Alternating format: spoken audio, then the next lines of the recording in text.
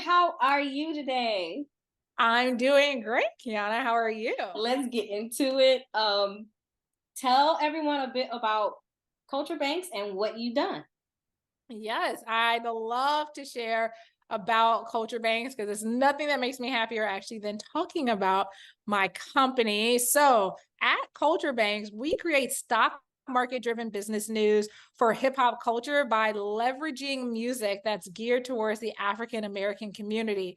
So it's all business, finance, tech, um, economics, innovation news, and we use music with all of our content to better help our audience make a more authentic connection with this high level business news content. I always tell people they have to imagine what Culture Banx is or like what it looks like. If you think about platforms like the Wall Street Journal, the Financial Times, CNBC, if those companies were to have a baby with Spotify's Rap Caviar playlist, that is Culture Banx in a nutshell. That is what we do as we look to use our innovation literacy, not just financial literacy, but our innovation literacy platform to uplift Black and Brown people across the country with ultimately our North Star of being able to close the racial wealth gap because we are now creating business news content from an authentic place.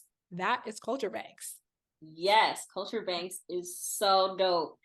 I I don't even remember how I just stumbled upon you guys, but I stumbled upon and I saw that you were looking for writers and I was like, "Oh my gosh, this would be so awesome." And I didn't even really look through everything in the website. I was like, this is just looks so dope. I love this. This is awesome. And so I applied and then I saw you and was like, that is what I'm talking about. It's like that is so awesome. And getting a chance to know you and talk to you, you are so down to earth and I love everything that you're doing. So we're gonna get into these Like questions. when people see us, they're like, "Are they twins?" Because they I got know the same I'm a bun. bun I am on the bun on top queen. of their head today. Yes, I am the bun queen, honey. I would throw mine in a bun. So can you share with us your journey from working in investment to becoming the CEO of Culture Banx? Yes, I can. This is a fun ish story about how I got here because there is really no playbook for how one transitions from investment banking and trading to reporting from the floor of the New York Stock Exchange to becoming an entrepreneur and then an entrepreneur on my own. But essentially, growing up and through college, which shout out to Hampton University, I never had any interest in media or journalism whatsoever. Like that was just not my thing. To be honest, I really went to college and I wanted to pick a career where I was going to make money. Like that was what I cared about. I wanted to go there. Like I wasn't going to major in something just because I felt passionate about it. If that was the case, then I would have been a dancer. Yeah. But then I thought, look, the dancing life cycle is super duper short. Like, what am I going to do after that? Like, I got to start thinking about that now. So I majored in finance when I was at Hampton. And ultimately, I always wanted to be, working at a large investment bank. So that actually, right out of college, took me overseas to London, where I was living, working for a Swiss investment bank at the time.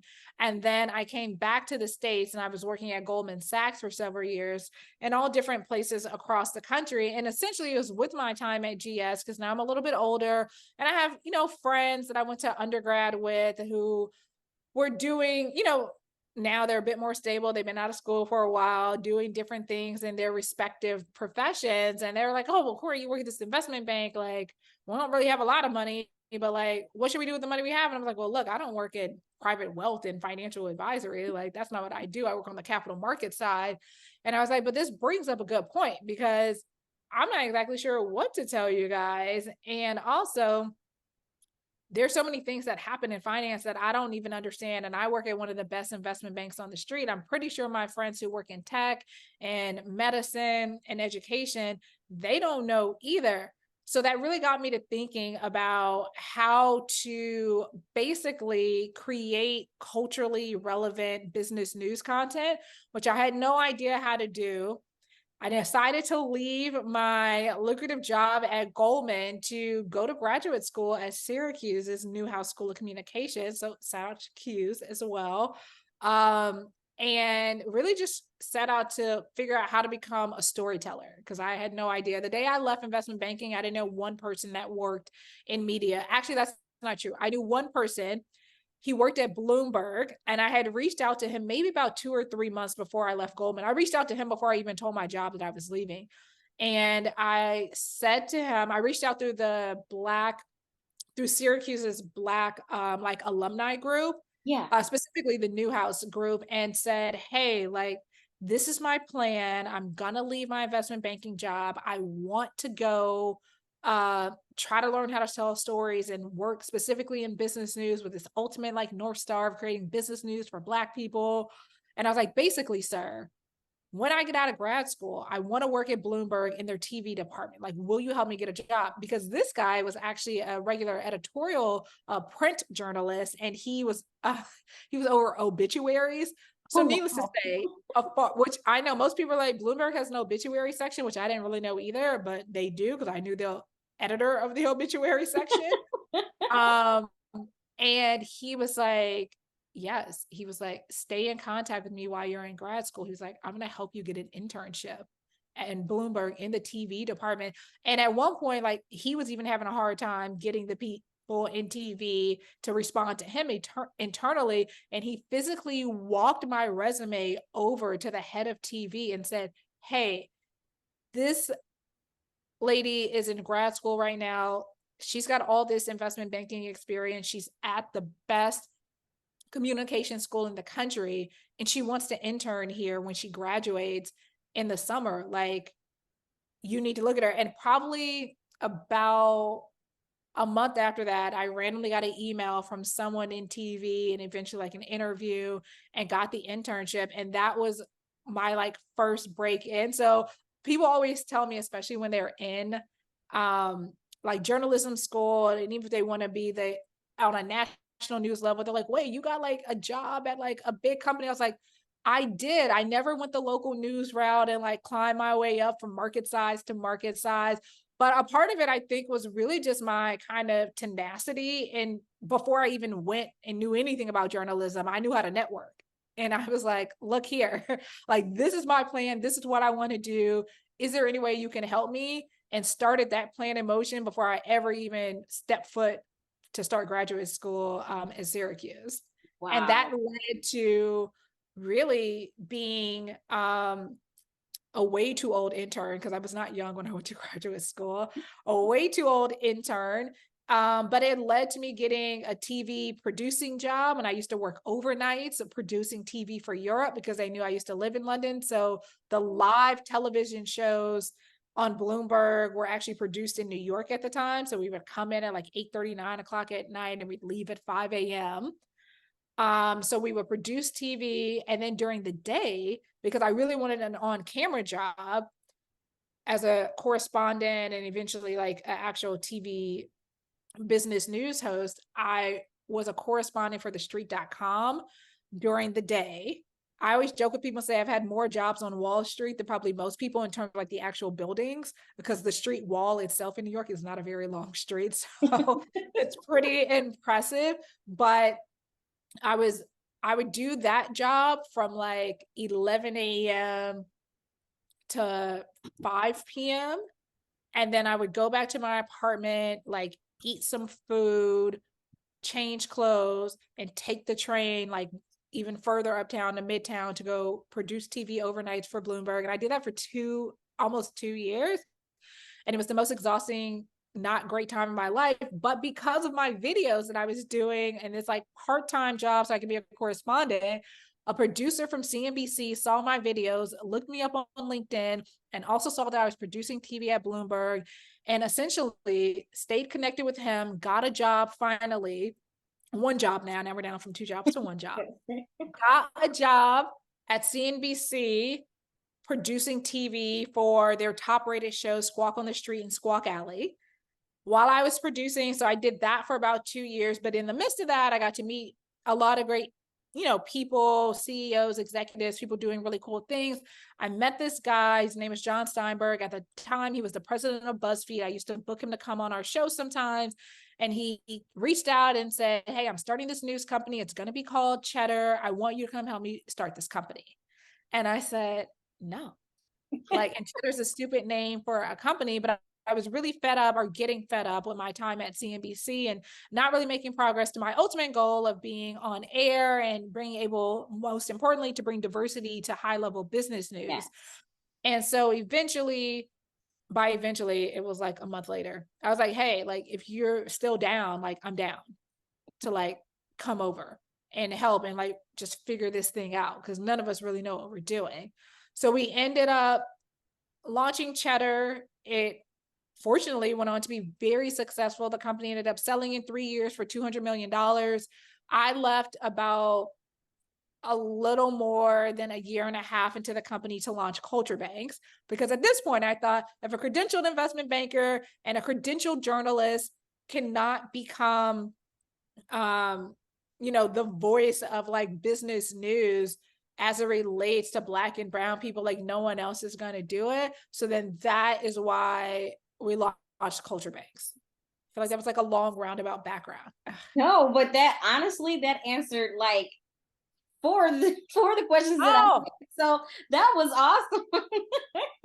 But I say it's a long roundabout way into how I got there, because people are like, oh, how did you get here? And how did you do that? And I'm like, well, the road is not paved in gold. Let me just say yes, it's paved in a lot of rocks and windies. Right. And in a whole lot of dues that I think a lot of people would not necessarily be down to pay. Well, you honestly have a lot of excitement about the things that you're doing and what you do. Yeah. So people see that light and they want to help you because they know that you're hungry for it, and that this is what I want to do. This is where I'm going, and I need you to take me there. So come on, let's go. Right. Basically, which is how I was able to start recruiting contributors, which was not even an idea. So now people know that Culture Banx, we have a great contributor program, and we have great people that have come ever since we started the contributor program. At this point, we've probably had about 70 different people that have come through our contributor program. Wow. Currently, we have about 15 contributors. We have 3 that sit in Africa. So yeah, it's come a long way. But I remember I was meeting with this girl in a coffee shop, and she was a recent Syracuse graduate. And one of the professors I kind of made contact with, he wasn't my professor when I was there, but he said, hey, I see that you started this, because they were trying to do more media entrepreneurship at the university at the time. And he was like, hey, this other girl who just graduated, she started this company and she started a contributor program. And I met up with her in New York in a very loud, crowded Starbucks. And she was like, Kori, you should start a contributor program. I was like, how am I going to do that? How am I going to convince people to come right? And also because what we did and what we do is very unique compared to any other business news platform, that there wasn't just, this pipeline of journalists who could cover the content in the way that we needed to cover them. And she was like, well, you could train them. And I was like, oh, I can't do it. It's too much work. It's never going to happen. And she's like, but you got to start. You got to try. She's like, I know it all feels overwhelming and it all feels too much. When we started Culture Banx, we put out 1 newsletter a week. And I remember when we ratcheted up to 2 newsletters a week, I was like, how could we ever do it? It's not sustainable. Now we put out content every single day. We're going to be, by the end of the year, that we're going to be ratcheting up to 2 or 3 pieces of new content every single day. Yeah. It was mind-boggling to me to think that it was possible to get here. For me, Culture Banx has everything that young Black and brown people need to know. What's going on in finance, tech, and just what's going on in the community as far as culture around everything in the news. And a lot of people don't know a lot. And the articles are not 1,000 words, 5-7 minutes. They're literally 300 words. So you're taking a small thing, you give them everything that they need to research right in that small amount just to get their interest so they can ask those questions and they can look further into it and it might educate them on something to give them on the right path. Right. So I love it. I honestly love it. And let's see, how does Culture Bank works to activate the community that it serves? Yes. So the main way is, I like to say, Culture Banks wants to be the go-to resource for Black and Brown people across the country. And the way in which we go about making sure we're able to activate the community is meeting them where they're at. So it's not just because we're the only business news platform that is intentionally and creatively, might I add, using music with all of our content, but it's also we're meeting our audience where they are. So we're not like, hey, you need to necessarily specifically come to our website, or if we had an app, like come to the Culture Banx app. Instead, we're saying, hey, we know you guys are on social media. Like Black and Brown people use social media more than any other ethnic demographic, like according to Pew Research. I don't have the exact percentages, but I want to say from what I recall, it's around 26% for adult Black Americans, and it's around 23% for the Latinx community that overly index on platforms like Facebook, like Instagram. It used to be high on Twitter as well, but I think we all kind of know what's been going on with Oh Twitter yeah. recently, and not to mention Black Twitter has also slightly fallen off, which, side note, I want to shout out Spill Everybody, which is a new social media app that my boy Fawn started, which is super Yes. dope, where the Black community is coming together. He's actually a former Twitter employee, and he and another former Twitter employee started Spill, and it's super dope. I want to say in mid-June, it was the #1 downloaded social media app. Yes, I have So just it. want to, okay, just want to throw it out there and shout out my boy Fonz. But that is why I feel like it's been easier for us to connect with the audience, because we're not like trying to bring them somewhere where they're not already. We're like, look, you guys stay where you are. We'll bring the content to you in a very short form way across social so that you can be activated right where you're at. And of course, we're starting to do more IRL events to really, bring people together, because ultimately we're all created for community, no Yeah. matter what that community looks like. And it's important at Culture Banx that we're giving you this information, we're giving you this literacy so that you can also, be a conduit throughout our community to take it back and share what you know. Yes, and that's one thing that I love about Culture Banx is just knowing that I'm able to talk to you personally and conversate with you if I need be. And it's community, and I can't wait to indulge myself more into your community and like get some of your things that you have going on, some of your what would you call them? You know what I'm talking about. But our little events, we're trying to do more. We're trying to launch a Yeah, whole because dinner series across the country. I want our contributors to come. And not just that, I mean, since you are one of our wonderful contributors, I'm also trying to get the contributors involved more. Like, I want them to start hosting some of the panel discussions on these events. I want them to be doing what, like, they are, the backbone for how we're able to keep creating this financial yeah. content for our community. And I'm like, at this point, like, these are the smart people, like they know all the stuff. Yes, and that's the truth. And a lot of people don't realize that the younger communities, when they see what's going on there, it inspires them to get into a lot of the finances and the tech and the culture based community, because it grabs a hold of them like, this is cool, I'm learning about this and I got Jay-Z playing on the bottom or I have whoever the newest artist is right at the bottom of all of that. So it's giving them the appeal of knowing that this is not your regular old news type of like website or business. This is actually things you need to know now with with our flair on it. So I love it. With a nice cultural flair, because we all know that culture drives everything. And for a very long time, even currently, uh, uh, people of color have not been getting not even so much the credit for what we do with culture, but we haven't been able to monetize our own culture. Yes. That has to stop today. Yes. And I think Culture Banx is the one to help stop that, honestly. Hopefully, hopefully that's Because the plan. I love writing for you guys, and I love the community. And every time I write or I read something I like, I'm sharing it on, like, to family and friends, like, look at this. Look at this. What are you guys doing? You are missing out. Like, this is so cool. Yes. So I'm Let so them know. yeah, I'm so happy to be a part of that community. Well, we're going to end it here. I am so very happy that you decided to do this with me and, have a nice girlfriend talk. That was completely awesome. So, thank you for this interview, and we can end it here.